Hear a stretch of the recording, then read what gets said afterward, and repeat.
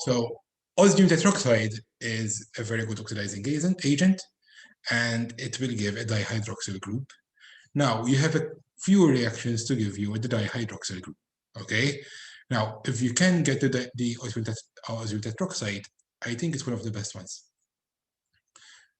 I think it's very good for one simple reason. Osmium tetroxide is quite cheap. Now, when I say cheap, it's not the cheapest, and it's available. And normally when you're doing reactions, you want items that are available, okay? Apart from this, please note that you will have syn addition, okay? And this is the mechanism where you have three-step concerted process. Remember, when we say concerted process, that means they are happening at the same time. I would start by using the double bond, okay? I would start by analyzing the double bond first, but the reality is that it doesn't have to be. So you don't have to start it from the double bond, okay? Because as things are, they all happen at the same time. But normally I would start the mechanism from the electron-rich area, and the electron-rich area here is the double bond attacking the oxygen, opening up the single bond and putting the electrons on the osmium. The osmium double bond oxygen attacks the now electrophilic carbon. So it's really the electrophilic carbon because it is a transition state. It is a 6-electron transition state, okay? It's a concerted process. They all happen at the same time. Therefore, this is going to be immediately gonna work, okay? So there's not gonna be an electrophile being produced, a carbocation being produced, okay? Now, you will form this osmate ester that you will need to know how to draw, and you will then reduce it, or you will cleave the bond using H2S. The reason why we use H2S is that H2S can then be reoxidized by the addition of H2O2. Therefore, this reaction, even though you are reacting the ethene or the alkene with osmium tetroxide is a catalyst, and the oxidizing agent can then be seen as either as the H2O2, okay? So this is something that would be very interesting, okay? Where you are oxidizing using H2O2, but your catalyst is osmium tetroxide. Okay? Now, H2S is very toxic. H2S is very toxic, so you can't really use H2S that much. And that is something that you should completely keep in mind. Now, osmium tetroxide here is listed as being expensive. It is expensive, but it's not the most expensive item, okay? H2O2 is, of course, much, much cheaper. So if you can use catalytic amount of osmium tetroxide, then the reaction will be very cheap, okay?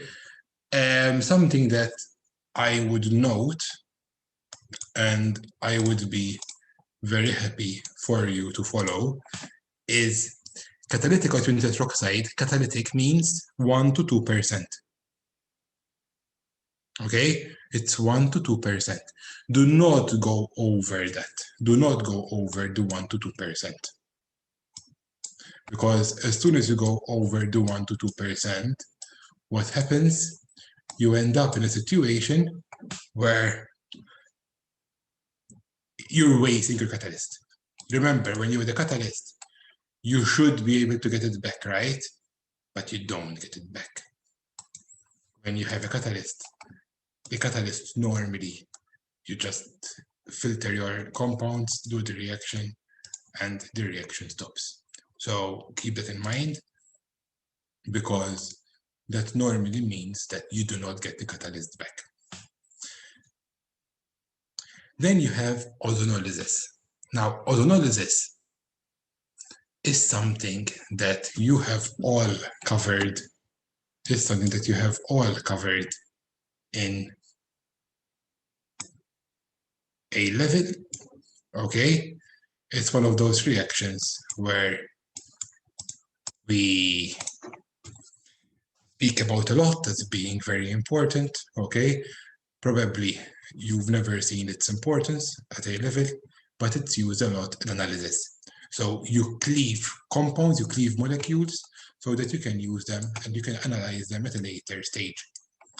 Now, these type of structures, these type of bond cleaving, they are ultra important. Okay, they are important because they can help you analyze. Okay, so you can use a mass spec instead of having 100 peaks. You will be only getting 20 peaks, which are easier to analyze then. Of course, at that point, consider the fact, consider the possibility that you would need to join them together once more. And it's going to cleave the carbon-carbon bond. What I tell students at A level is, cleave the carbon-carbon bond. Instead of having a double bond C, you will have a double bond O on both sides. Okay, so this structure here, which is going to be 3-methyl but to pent to ene, okay, will form butanone and ethanol. We use zinc and CHCOH because it is a reducing mixture, and that stops it from oxidizing to the COOH. Remember, you have O3. O3 is a very good oxidizing agent. O3 is a very good oxidizing agent, and you would literally be in a position where you can, at that point, end up saving lots of time by knowing exactly that is a reducing solution. It's reducing because the zinc can interact with the acid to release H+, or to release H radical. If you have a cyclic ring, then you can simply open the double bond and you will have only one compound. So even knowing how many structures you are going to get, how many spots, let's say you do a TLC, you will have one spot only, then you would know that you had a cyclic structure first. Okay, then you would know that you would have had a cyclic structure first. But if it was symmetrical, wouldn't you also generate one product? Yes, if it were symmetrical, you would also generate one product. Now, when you are doing these structures, you are very rarely going to have a symmetrical structure. Okay, so symmetrical, let's speak about symmetrical alkenes that you know. You know ethene, you know butene, you then go to hex 3-ene, oct 3-ene, oct 4-ene. Now, these are not going to be the most common structures. So should you keep it in mind? By all means.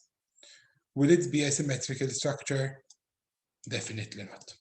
Okay. I'm going to speak about myself. I wouldn't be giving you those simple alkenes for ozonolysis. I don't see the point. Okay, at A11 maybe, but late at this stage, it's going to be highly unlikely that it's symmetrical. And this is the mechanism. Okay, Gabriel, remember, at this point now, you are right in saying that it should be symmetrical, okay? You are right, in symmetrical cases. The only problem is that while symmetrical questions, they would give you the same result, normally even in the examples that you're going to see here, in the examples you see on Volhard, they're not going to be symmetrical. Now, this is the mechanism. The mechanism, okay, the mechanism is one of those where you normally used to do from here onwards. You actually have to go to the lower root. Okay, you only used to do that. Now, this is the second time where we're seeing a sulfide being used to cleave a bond.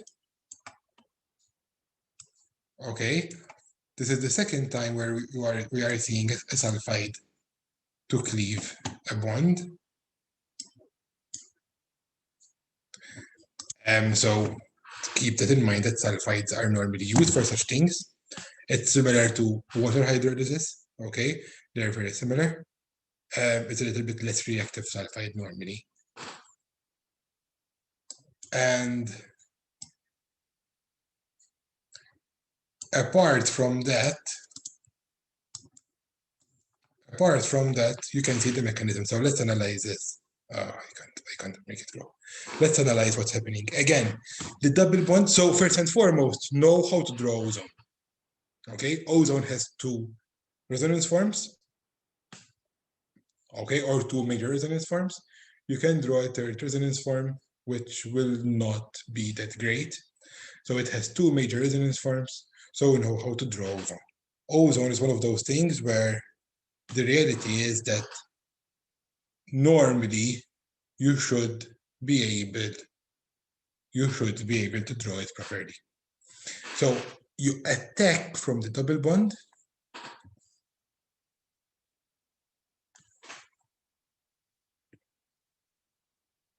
to the oxygen, so you make a new carbon-oxygen bond.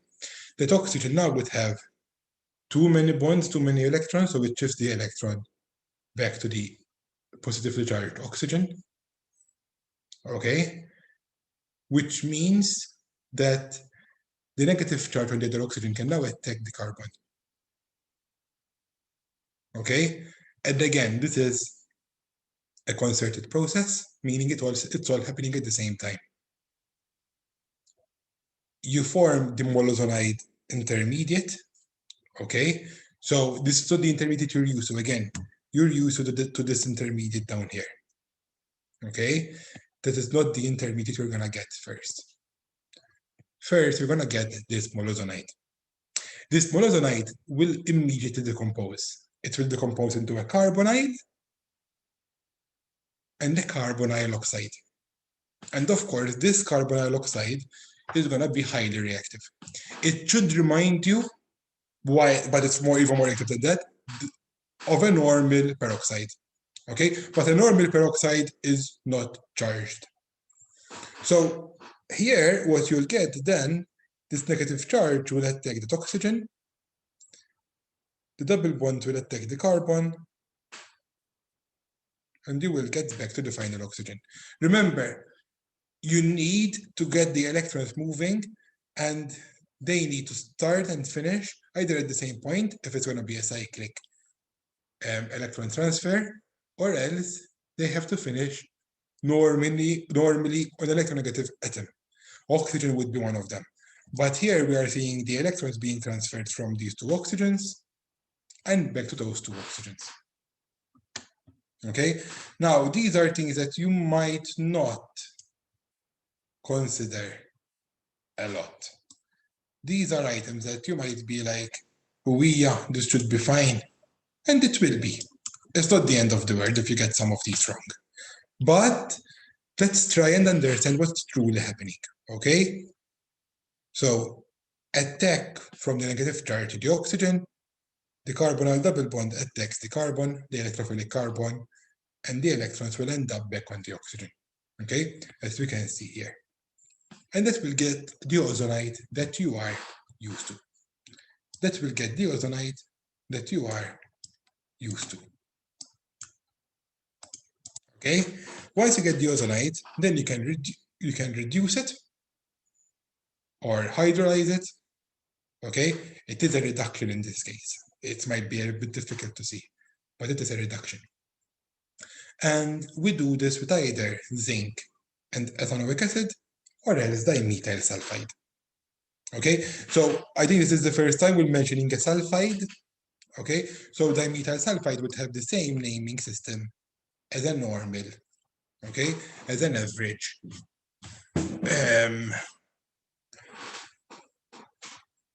Amine, okay, but it's called the sulfide. So it's dimethyl because you have two methyl group and the sulfide.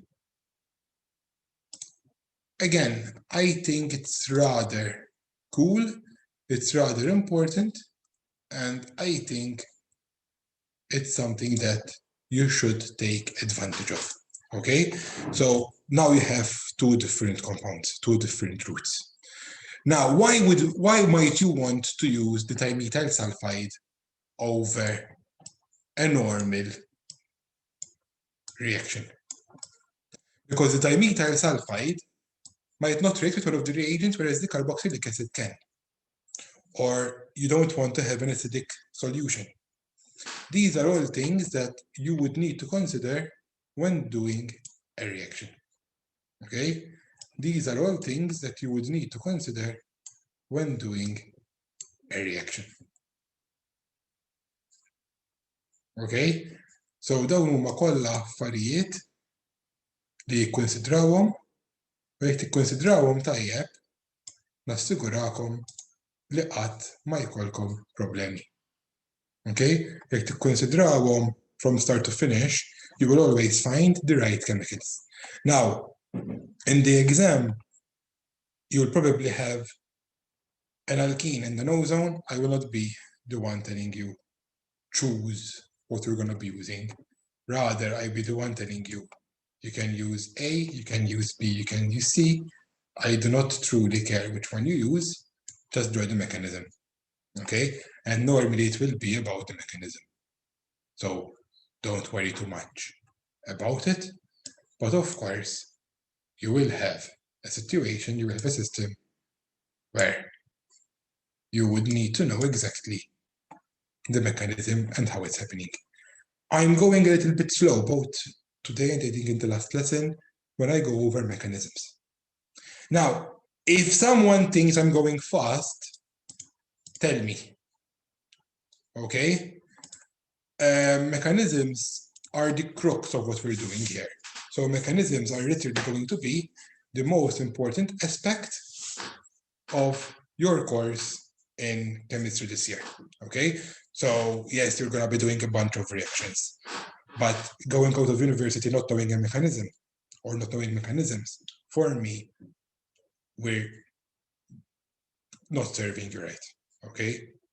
Il-Maltese it would be at maqsukom. Radical hydrobromination. So, recall that you can have Markovnikov or anti-Markovnikov rules. And also recall that when you have Markovnikov's rule, you will get the bromine on position number 2. Okay, so butanine would end up reacting. Okay, butanine would end up reacting on and produce 2-bromobutane. On the other hand, okay, on the other hand, if you end up using a peroxide, you will get the 1-bromo product because the mechanism is different. And because the mechanism is different, you will go through a fast radical chain and you will get the kinetic product. And the kinetic product is the faster product being formed. And here, remember, you have 2 hydrogens versus 1. So you're not truly controlling your reaction here, but rather you are in a position where you are letting the reaction choose by chance. Both hydrogens, okay, both hydrogens are equally susceptible. When I say both hydrogens, I mean that hydrogen, okay, on position number 2 and on position number 1. And this is the mechanism. So, the mechanism will involve, first you have homolytic cleavage. And I think, no, okay. So first you will have homolytic cleavage. And homolytic cleavage is a reaction where you will, as students, be able to break a bond and give an electron to each atom. Now, homolytic cleavage gives radicals. And radicals, in chemistry, radicals are a big problem. They're a problem because they are highly reactive, okay? Now, radicals can then extract atoms and forming other radicals, okay? So once you have an initiator to form a radical, okay, then that radical can be used to propagate the reaction. And in fact, this is pretty much propagation, okay? But it's only gonna happen a few times. Because whereas in a three radical mechanism, you have your halogen, okay, being present all throughout, and you have your halogen taking part in the propagation step. Here you will not, okay? Here you will not.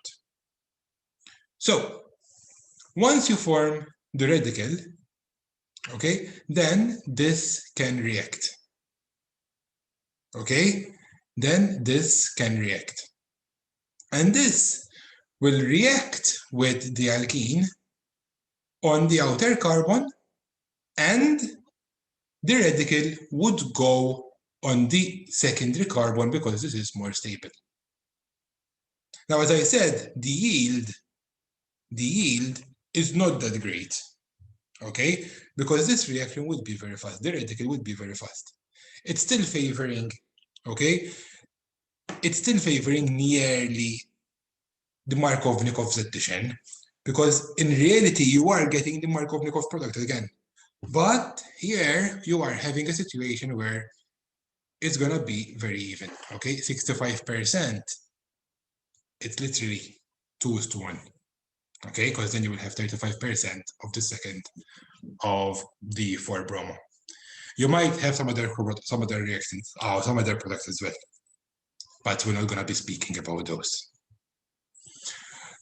But this is going to be more stable than if the bromine attacked on carbon number 2. Now, it will propagate, and by propagation, you will get the alkyl radical reacting with HBr, producing the halogenoalkane without a radical on it, and the Br dot, which can then react with more alkene. So this is why this reaction is written as an initiation, because it's not going to be used, it's not being dealt with as a reaction in the propagation step. You don't really use it in the propagation step. Okay? So that is something that you have to keep in mind. Okay? But apart from that, this is a normal free radical mechanism. Will you have termination steps? Yes. Okay, so the termination steps would be Br dot by Br dot, Br dot with an alkyl radical, and the two alkyl radicals together. Remember, you will also have a different propagation step where you will have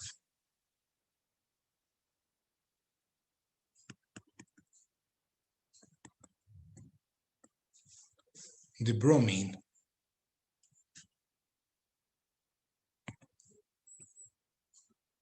attacking there. Let me fix 0. So that's a dot. Okay, where the bromine would be attacking that carbon. So to do that, let me try and write it nicer now, because it's a bit crappy. So carbon double bond CH2, CH3, CH2 hydrogen, Br dot.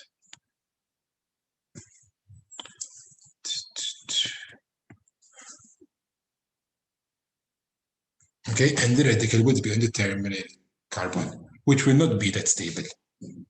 Okay, but remember, since they are radicals, and radicals are highly reactive, since they are radicals and radicals are highly reactive, okay, what you will end up happening here, what you will end up having here is a mixture of the two.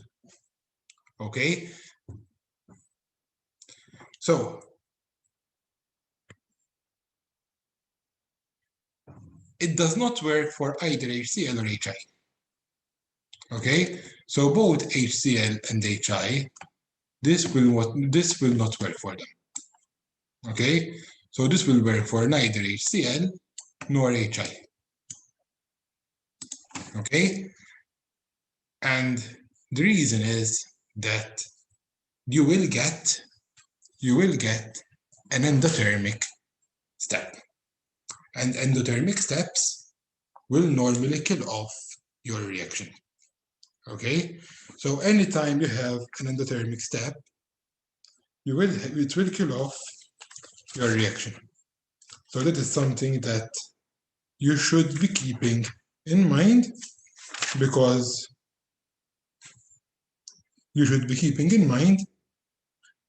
when that happens,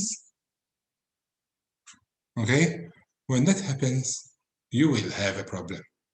Now, if you go to your book, exercise 1231, you have an exercise that should help you out a lot, in dealing with this concept. Okay? You have 5 reactions. In each of these reactions, you will be reacting them with HBr without the peroxide and with HBr with the peroxide. Okay? So I would highly recommend that you will do that exercise.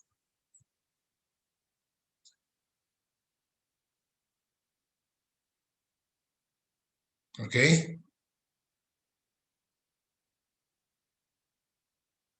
Now,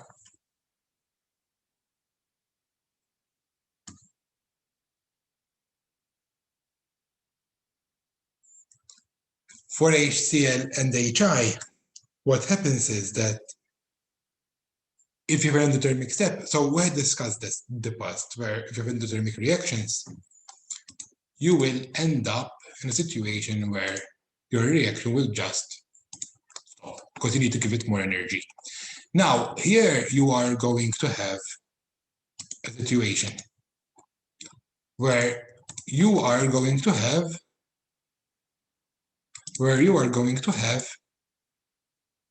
a competing mechanism.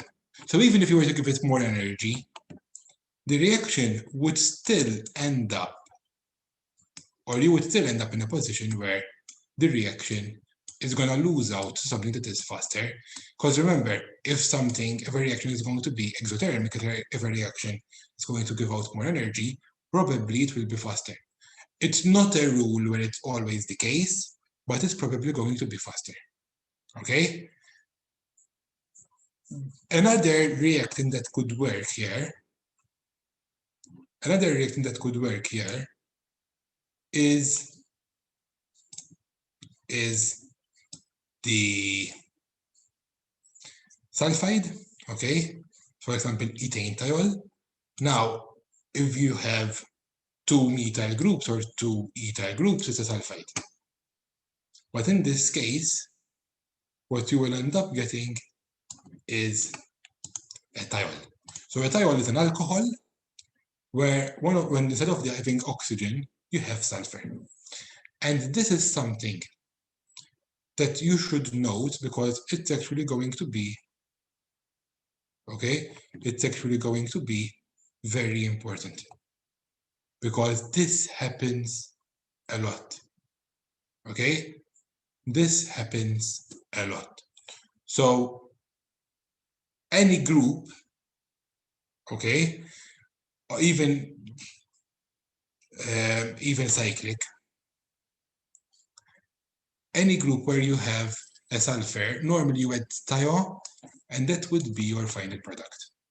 Okay, normally you'll just add thio, and that would be your final product. Okay, but apart from that, normally you will be fine.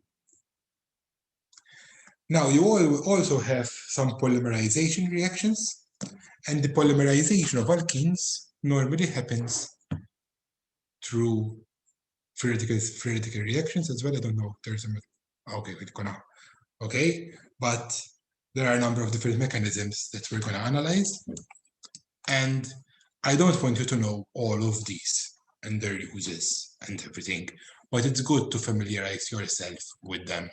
There's a difference between knowing something because you have to know it for the exam, and knowing something because you're interested in the subject.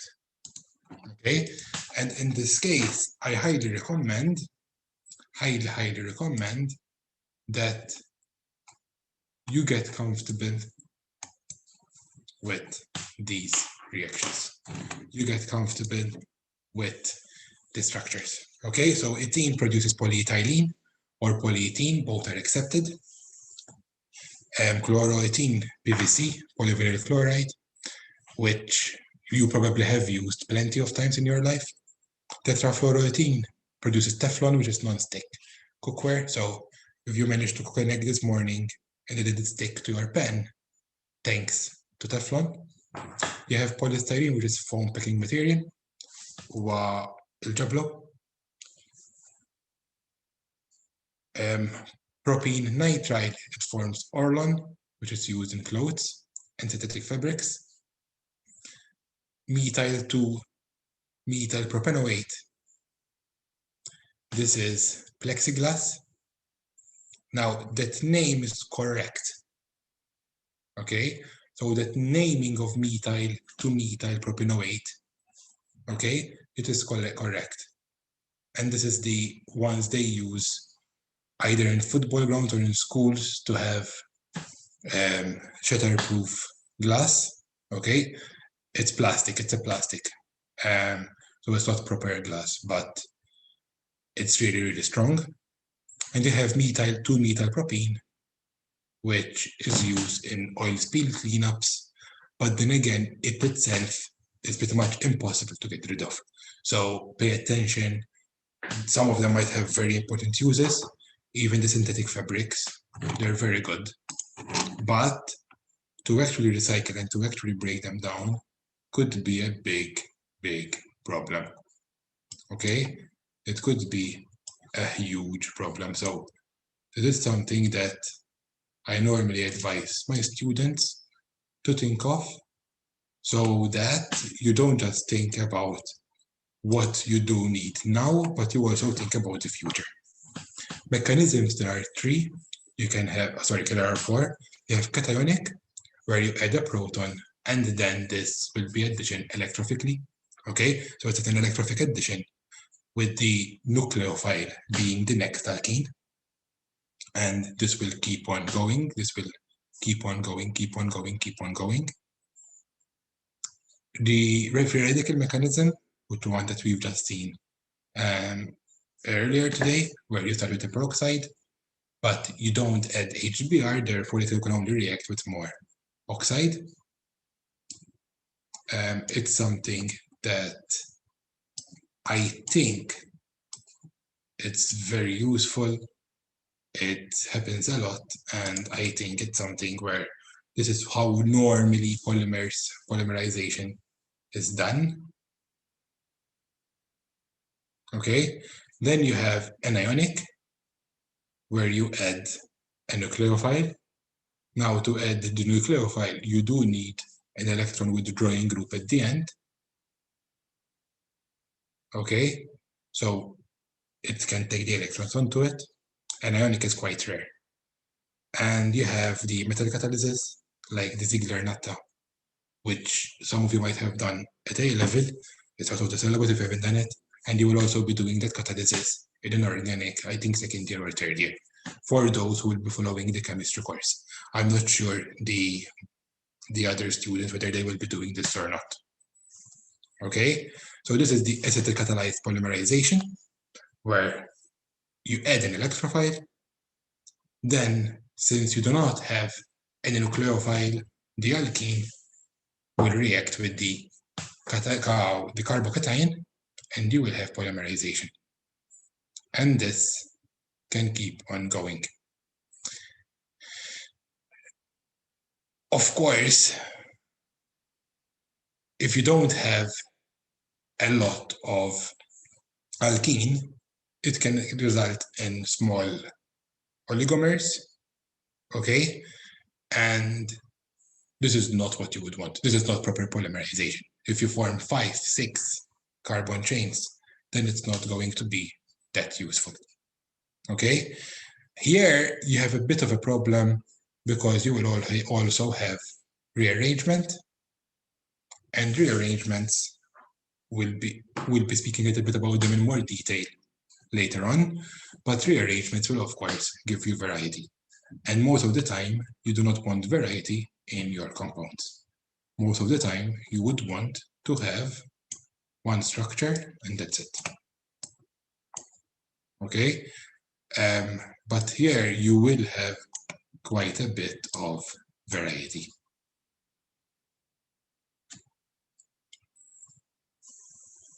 So this is the oligomerization, how it can happen, how it can go on and go on and go on. But it can also result in cyclizations. Now, I don't want you to think about these cyclizations as oligomerizations, okay? I hope you don't see it as oligomerization. Now, these kind of questions, they are very interesting for exam purposes. Why? Because let's say I give you an H+. Now, the H+ can either attack on that carbon here or there.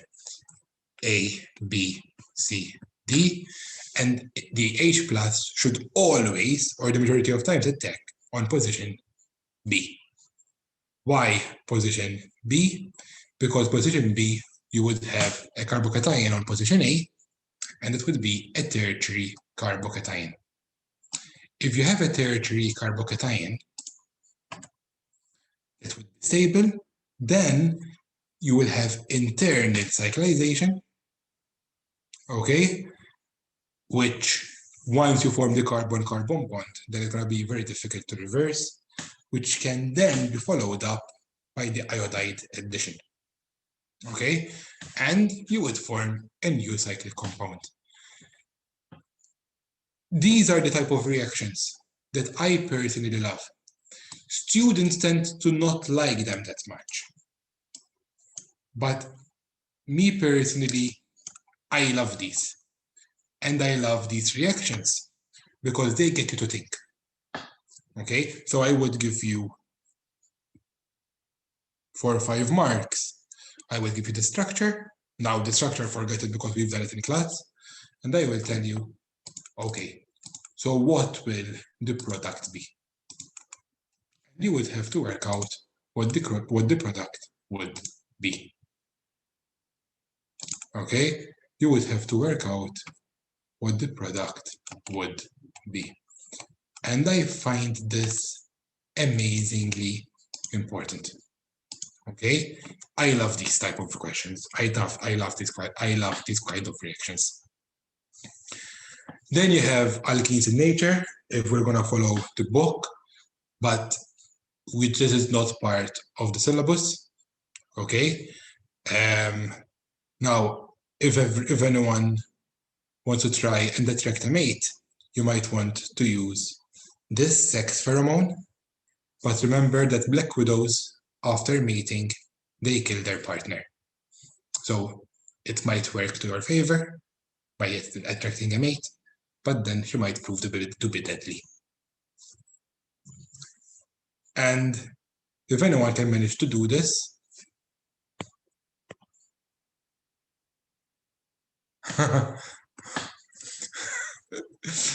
if anyone can do this, okay, this is the human sex pheromone. It's quite difficult to make. I mean, I'm pretty sure they have made it in some labs, but it's quite difficult to make because you have 4 fused rings. Okay, you've seen how to make one ring, Making 2 is also possible.